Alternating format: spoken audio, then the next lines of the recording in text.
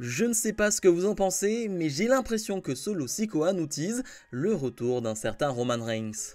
Et bonjour à toutes et à tous, on se retrouve aujourd'hui pour mon récap de SmackDown du 26 juillet 2024. Et le show va débuter avec LA Knight face à Santos Escobar, un combat de 6-7 minutes. Je rappelle que le show a été enregistré après le show de la semaine dernière, car en ce moment même, la WWE est du côté du Japon.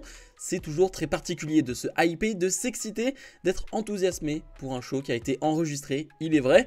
Mais on va avoir un match compétitif. Je m'attendais pas à un match compétitif, je pensais que LA Knight allait l'emporter facilement. Eh bien non, parce qu'il y a énormément d'interventions de la part de Elektra Lopez qui vont donner l'avantage à Santos Escobar. On a même un Logan Paul sauvage qui va apparaître, qui va essayer de frapper LA Knight, mais ça ne va pas suffire. LA Knight est trop fort, LA Knight remporte ce match, sauf qu'évidemment, après le match, Logan Paul va s'en prendre à LA Knight, et puis Logan Paul va avoir même l'aide de Santos Escobar. Logan Paul va même porter un superbe frog splash, et le segment va se terminer là-dessus. Voir Logan Paul prendre le dessus sur LA Knight à une semaine de SummerSlam, ça me dérange pas. Alors on pourrait se dire c'est cool parce que Logan Paul a été présent 2 fois de suite lors d'un SmackDown. Oui, mais comme je l'ai dit au tout début, c'est un SmackDown qui a été enregistré la semaine dernière, donc il était sur place. Donc évidemment c'était plus simple à faire. Bianca Belair et Jade Cargill sont sur le ring et attendent une seule chose, de voir les championnes venir sur le ring. Alba Fire et Isla Dawn vont ensuite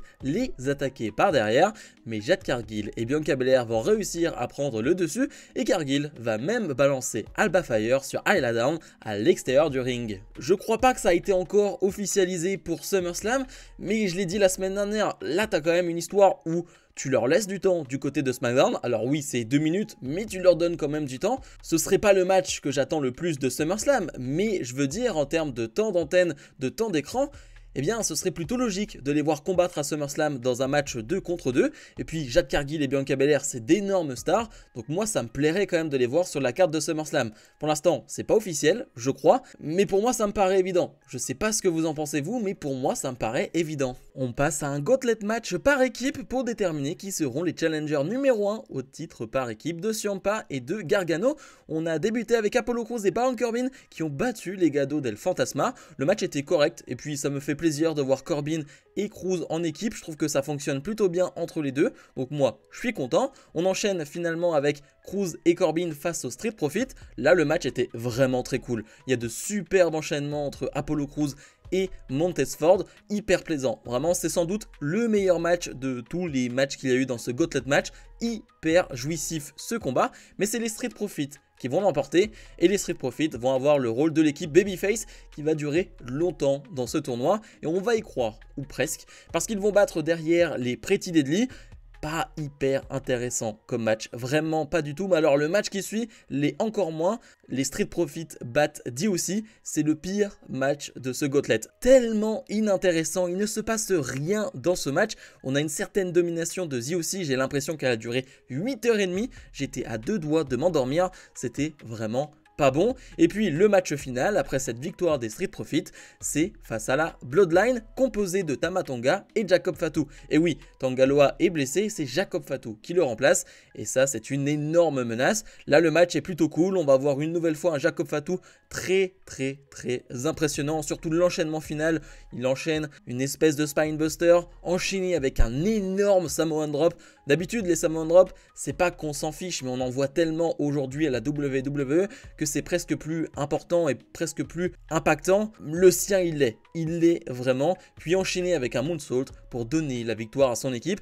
Ils challengeront Ciampa et Gargano la semaine prochaine à SmackDown. Et d'ailleurs, petite rectification, le match pour les titres tag féminins sera lui aussi du côté de SmackDown. Donc les 2 titres tag seront défendus la semaine prochaine à SmackDown.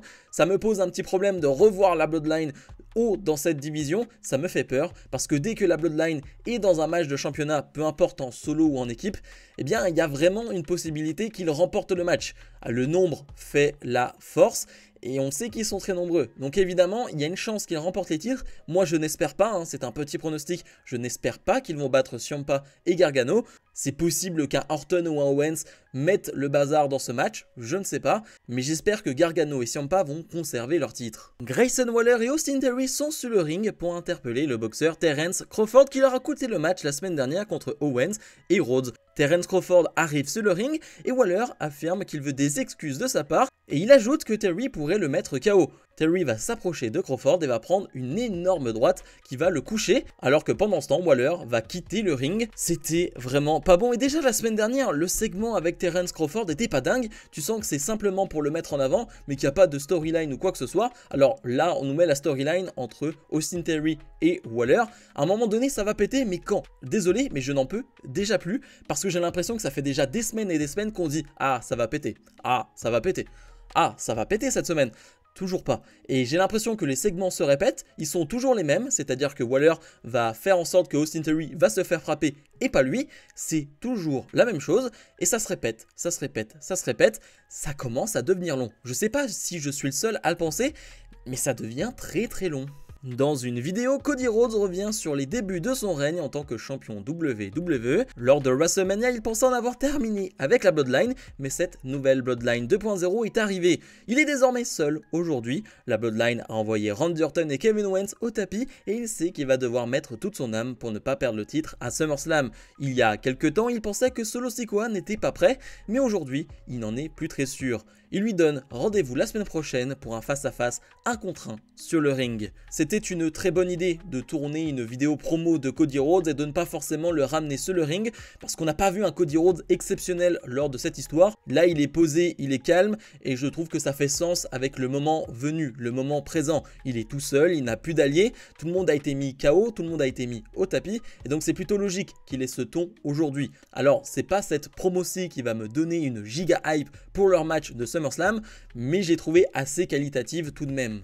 Et dans le main event, Tiffany Stratton et Nia Jax font face à Bayley et Michin, enfin presque, parce que Michin va être attaquée pendant son entrée, du coup Bayley, pendant la quasi-totalité du combat, elle se retrouve toute seule, ce qui nous donne un match de 7-8 minutes avec une immense domination de Nia Jax et de Tiffany Stratton, ce qui est pas mal sur le papier parce que on voit une nouvelle fois qu'il y a une belle alchimie entre les deux, on sait que les deux s'entendent très très bien à l'extérieur du ring et donc là on voit que sur le ring ça fonctionne plutôt bien, donc ça c'est cool parce que c'est une alliance qui va peut-être durer quelques temps, ça va dépendre du résultat de SummerSlam et ça va dépendre si Tiffany Stratton va cash in sa mallette ou non, mais ce qui est sûr c'est que ça peut durer et donc voir qu'il y a une certaine alchimie c'est plutôt positif. Maintenant il est vrai que vu que Michin n'est pas présente dans le match pendant un long moment, on se retrouve en 2 contre 1, grosse domination et ce genre de domination on en a déjà eu pas mal lors de ce SmackDown et j'ai eu un peu de mal à suivre. Il y a très peu de comeback de la part de Bayley, c'est quand même très compliqué d'être à fond derrière elle. Alors à un moment donné Michin arrive à rentrer sur le ring et Michin, vraiment j'ai rien à dire sur les derniers mois, elle est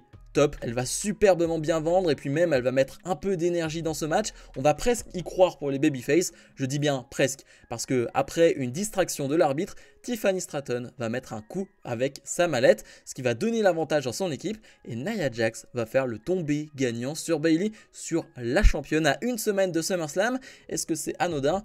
Je ne crois pas. Je ne vais pas vous donner mon pronostic aujourd'hui, maintenant, mais c'est pas anodin, ça c'est sûr et certain. On pense que le show va se terminer là-dessus, mais on termine avec une dernière promo vidéo de la Bloodline et je retiendrai simplement une phrase de la part de Solo Sikoa qui accepte la proposition de Cody Rhodes de venir seul sur le ring la semaine prochaine, mais surtout qui va dire à Roman Reigns que si Roman a un problème, il sait où le trouver. Alors, je ne sais pas si Roman Reigns va revenir à SummerSlam ou non, hein, je n'ai pas vraiment d'informations là-dessus, mais en tout cas, t'as l'impression que tout est fait pour t'y faire penser. T'as l'impression qu'on te le met un peu dans la tête, si ça arrive pas, mais on te plante quelques petites graines pour te faire croire qu'il va venir.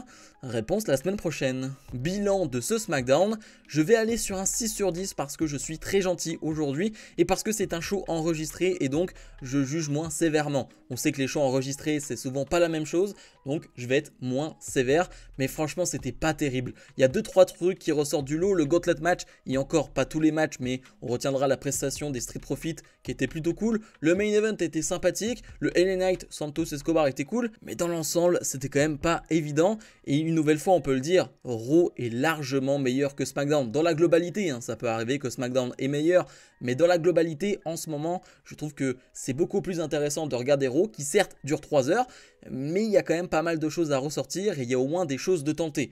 Là SmackDown vraiment, je vais pas dire qu'on s'ennuie, mais on n'en est pas loin. Bref, je vous invite à mettre un maximum de pouces vers le haut, à vous abonner, et nous on se retrouve dès la semaine prochaine pour d'autres vidéos. Salut salut.